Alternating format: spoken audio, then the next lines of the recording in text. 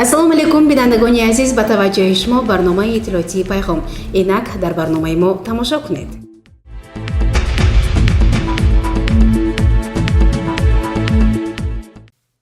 дар шаҳри Панҷакент ба ифтихори 29-мин солгарди таъсисёбии қувваҳои мусаллаҳии ҷумҳурии Тоҷикистон чорабинии идона баргузор гардид. дар кӯхи лоиқи шаҳри Панҷакент ба муносибати 29-мин солгарди таъсисёбии қувваҳои мусаллаҳии ҷумҳурии Тоҷикистон ҷамъоварӣ бо тантана ва консерти идона баргузор гардид. дар қисми расмии чорабинӣ раиси шаҳри Панҷакент Абдухолиқ Холиқзода панҷакентиёнро бо 29-мин солгарди рӯзи қувваҳои мусаллаҳии ҷумҳурии Тоҷикистон табрик кард. зикр гардид ки қувваҳои мусаллаҳии мамлакат дар як давраи ҳассос арзӣ вуҷуд намуда дар муддати начандон тӯлонӣ аз санҷишҳои ҷиддӣ гузашта такомул ва обутоб ёфт. ҳоло артиши миллӣ ҳамчун нерӯи тавоно, муҷаҳҳаз ва муташаккил амнияти давлат ва осоиши кишварро таъмин менамояд. бо шарофати ғамхории пайвастаи пешвои муаззами миллат сарфармондеҳи қувваҳои мусаллаҳии ҷумҳурии Тоҷикистон имрӯз артиши миллӣ ба қувваи боэътимоди муҳофизакунанда табдил ёфтааст. санъаткорони бахши фарҳанг барномаи марғуби консертиро таҳти унвони ҳомиёни ватан бо иштироки санъаткорони шаҳру деҳот манзури иштирокчиён намуданд.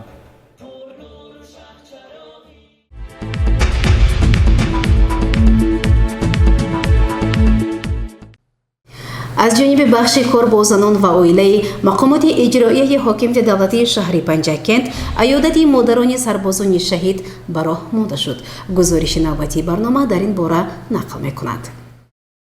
ба муносибати 29-мин солгарди қувваҳои мусаллаҳии ҷумҳурии Тоҷикистон дар сартосари кишвар чорабиниҳои фарҳангӣ вохӯриву мулоқотҳо доир гардида истодааст. дар ин раванд аз ҷониби раиси занони маҳалҳои шаҳри Панҷакент низ як қатор мулоқоту дидорбиниҳо ба сомон расонида шуданд. раиси занони маҳаллаи Азизобод Шарипова Ҳабиба бо ҳамроҳии раиси вонувони мақомоти иҷроии ҳокимияти давлатии шаҳри Панҷакент ҳамзир аз замон ва чанд оилаи сарбозонеро ки ҳангоми адои хизмат ҷони худро аз даст доданд аёдат намуда ба эшон кӯмаки моддӣ расониданд. сараввал ба хонаи шаҳиди ватан Хайём Бердиев ташриф бурда аз вазъи зиндагонии модари ӯ дида намуда ин модарро бо фарорасии рӯзи артиш шодбош гуфтанд. зимни мулоқот ҳамзир аз замон ва қайд намуд ки ватан то абад ёди чунин қаҳрамононро гиромӣ медорад ва ҳамеша аз онҳо ёд хоҳад кард. ҳамзамон ба хонаи шаҳиди роҳи сулҳ Тӯлиев Ҳаким ба мулоқоти модар ва оилаи ӯ рафта онҳоро ба муносибати иди мардонагиву шараф табрик намуданд. модари ин абармард бо ашки ҷонсӯз мегӯяд: ман фахр аз он дорам ки писари ман ҷони хешро баҳри ватан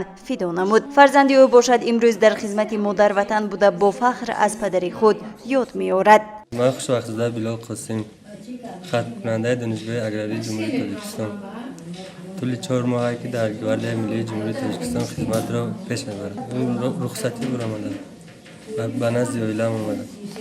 аз ҷавонон даъват мекунам ки ба ватан ва модари худ хизмат кунанд.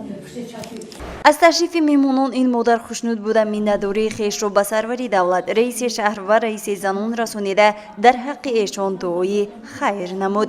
дар доираи ин дидорбиниҳо ба хонаи чанд нафари дигар низ баҳри мулоқоту дидорбинии хонаводаи қаҳрамонони ҷонфидои рӯҳи озодӣ ташриф бурда эшонро бо иди мардон шодбош гуфтанд. ин гуна мулоқоту дидорбиниҳо бошад дар ҳудуди ҷамоату деҳотҳои шаҳри Панҷакент бо маром идома дорад.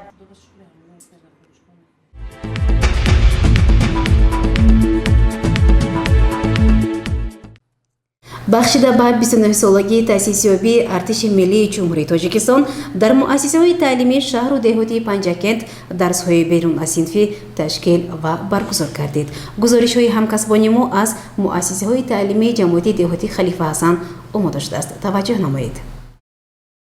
ба боварии асосгузори сулҳу ваҳдати миллӣ пешрои миллат президенти ҷумҳурии Тоҷикистон сарфармондеҳи олии қувваҳои мусаллаҳи ҷумҳурии Тоҷикистон муҳтарам Эмомалӣ Раҳмон сазовор гардиданд ба ҷавонмардони шуҷои тоҷик барои адои қарзи худ бо сари баланд барои муҳофизати марзубуми ватани азизи худ Тоҷикистон хизмат карда истоданд. рӯзи 23 феврали соли ҷорӣ аз таъсисёбии артиши миллии ҷумҳурии Тоҷикистон 29 سال پر می شود. جمهوری تاجیکستان بعد از پاش خوردن اتحاد شوروی یکی از اولین دولت‌های بود که ارتش ملی خود را تأسیس داده آرامی و آسودگی و امنیت کشور را فراهم آورد. با مناسبت روز تأسیسیابی قواهای مسلح جمهوری تاجیکستان در مؤسسه تحصیلات میانه عمومی رقم 117 دهه زبان جماعت دهات خلیفه حسن تحت رهبری آموزگار عبدالله وصلحیه با خوانندگان صنف 10 چاره‌بینی برگزار گردید. چاره‌بینی با قرائت سرود ملی جمهوری تاجیکستان آغاز یافت. سپس خوانندگان بخشیده به روز ارتش ملی شعرها، گفتارها قرائت نمودند. بهر دلخوشی اشتراکچیان صحنه‌چه و رقص‌ها نمایش داده شد. در فرجام چاره‌بینی ناظر منطقوی دورینیسا امون و مشاور حربی رستم کنجایف سخن نموده با آموزگار و خوانندگان برای برگزاری چاره‌بینی زیبا اظهار منتداری بیان نمودند.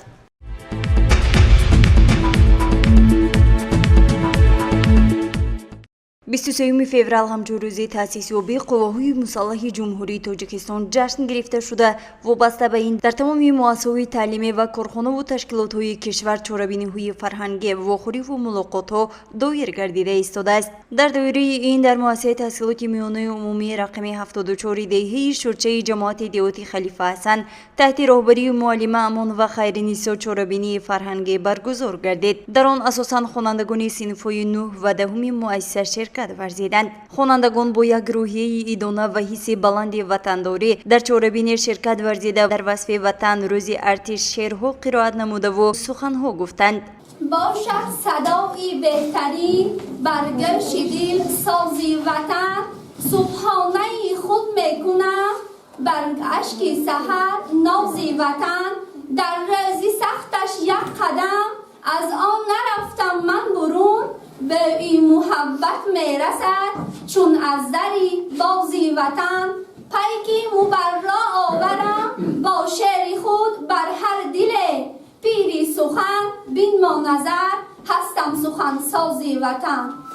همزمان بهر بولید خاطری حاضرین رقص زیبای پیشکش نموده سرودها سراییدند. تشکیل و برگزاری چنین درس‌های تربیوی بهر باز هم بیشتر جای نمودن مهر وطن در قلب خوانندگان بوده شکرگزاری از وطنی آباد و صاحب استقلال است. مورد به قید است که امسال 29مین سالگرد تأسیس قواهای مسلح کشور بوده. آن را همچون عید مردان دلیر و شجاع تجلیل می نمایند و یاد از قهرمانان دیار می کنند.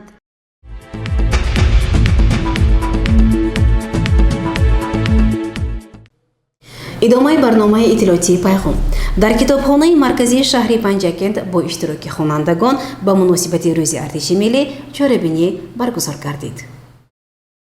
قواهای مسلح جمهوری تاجیکستان زاده استقلالیت بوده در شرایط وزنین تأسیس یافتند. بنابراین ما باید شکرانه استقلالیت و شکرانه این خانه آباد نماییم و در آباد گشتن وطن عزیزمان سهم خویش را گذاریم.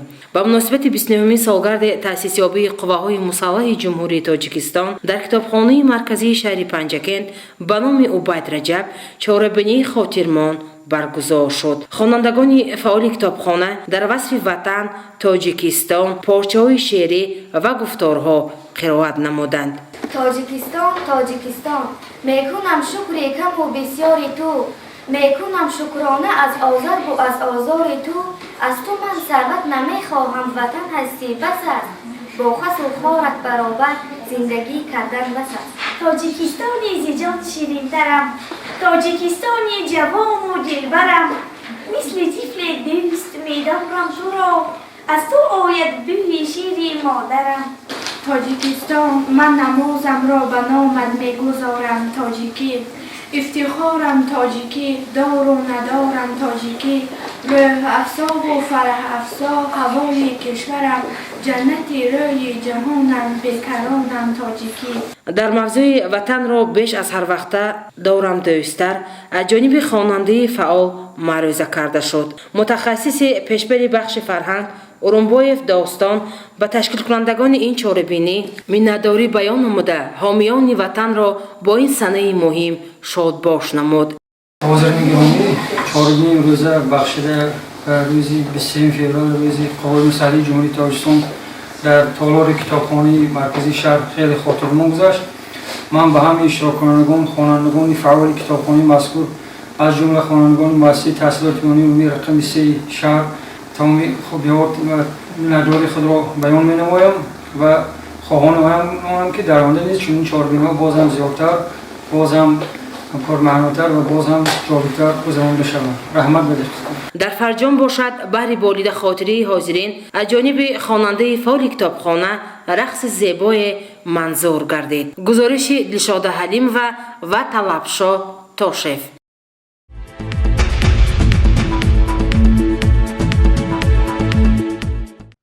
بینندگان عزیز، در همینجا برنامه اطلاعاتی پیغام به پایان میرسد. همدیران گرامی، از فرصت مناسب استفاده برده هر یک شما ارادمردان وطن را با روز تأسیس یابی قوه‌های مسلح جمهوری تاجیکستان تبریک و مبارکباد میگوییم.